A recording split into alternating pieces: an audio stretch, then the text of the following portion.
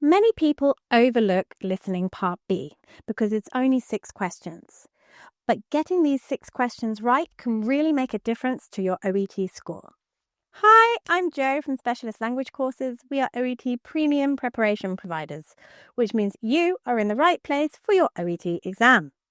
Don't forget to subscribe to our YouTube channel and hit that bell so you're notified every time we post a new video. Let's get started. There are 3 parts to the listening test, and in this video we're going to take a closer look at Part B, which contains 6 monologues or dialogues with 3 option multiple choice questions, and it lasts for about 10 minutes.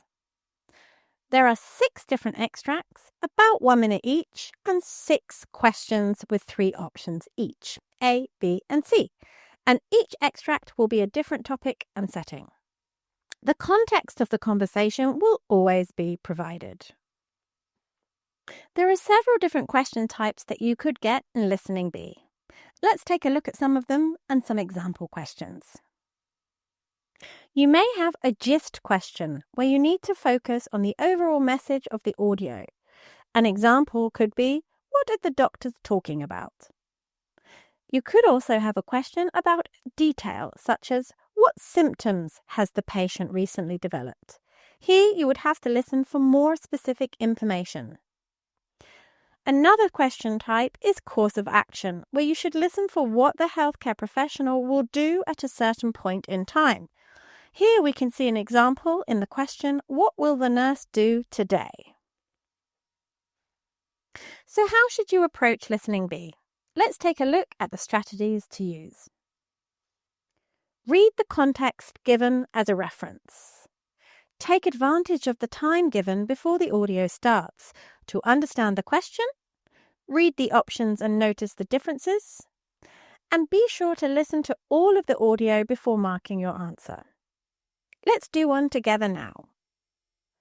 First, read the context. You hear a nurse explaining wound care to a patient, so we know what kind of explanation we're going to hear. Now, let's understand the question. What does she explain to the patient? She is explaining something about wound care to the patient. What is it? So now we need to notice the differences between the options. A, why the dressing will be used at home. B, how to manage the dressing at home. And C, why alginate dressings are used at home. So why these types of dressings are generally used in this context.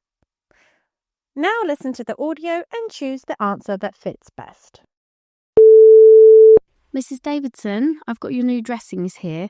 I'll explain them to you so you'll know what to do when you go home. The dressings are alginate dressings, and there are a few things you need to know before you use them. The dressings are made of sodium and calcium fibres, which have come from a special seaweed. We're going to use the dressings on the ulcer on your lower leg, as the previous dressings haven't helped to heal the ulcer. Well, alginate dressings are very effective in clearing out wounds without making them dry. They'll also protect your ulcer from harmful bacteria, which can cause infection and stop the wound from healing. There are a few things you need to be aware of when you use these dressings. The first thing is to dampen the dressing with saline to make it easier to remove. The alginate forms a type of gel, which is usually easy to clean off. Cover the alginate dressing with a non-stick pad and change the dressing every 2 to 3 days. And option B is the correct answer. Why is B correct? Well, at the beginning of the audio, we can see that the topic of managing the dressings at home is introduced. This is then supported at the end of the conversation with instructions on how to remove them, what to cover the dressing with, and how often it needs to be changed, clearly indicating option B. A is incorrect. Information is given that the dressings will be used at home, but not why they will be used. And option C is incorrect, as information is given here about why alginate dressings are used, but no references to why they're used specifically at home.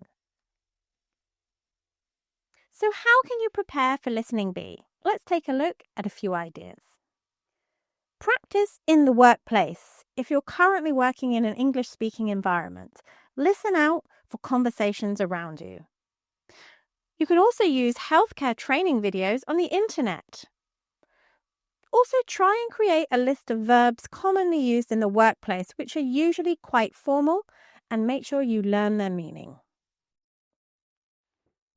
So my top tips for Listening B. Use the context for reference. Underline keywords and listen to the whole audio before choosing an answer. Inform, agree, discuss. These are all formal verbs commonly used in Listening B. What other verbs do you know that could be used in Part B? Let me know in the comments below. And if you like this video, please like and share with your friends and colleagues so we can help more people achieve success in the exam. Don't forget to check out our website, the link's below, to see how we can help you with your preparation. See you next time. Bye! Let's get cracking with Part B of the listening. Hello, I'm Jo. Don't forget to subscribe to our YouTube channel and hit that bell. Don't forget to subscribe to our YouTube channel and hit that bell so you're notified every time we upload a new video. Let's get... No! Ah, thank goodness.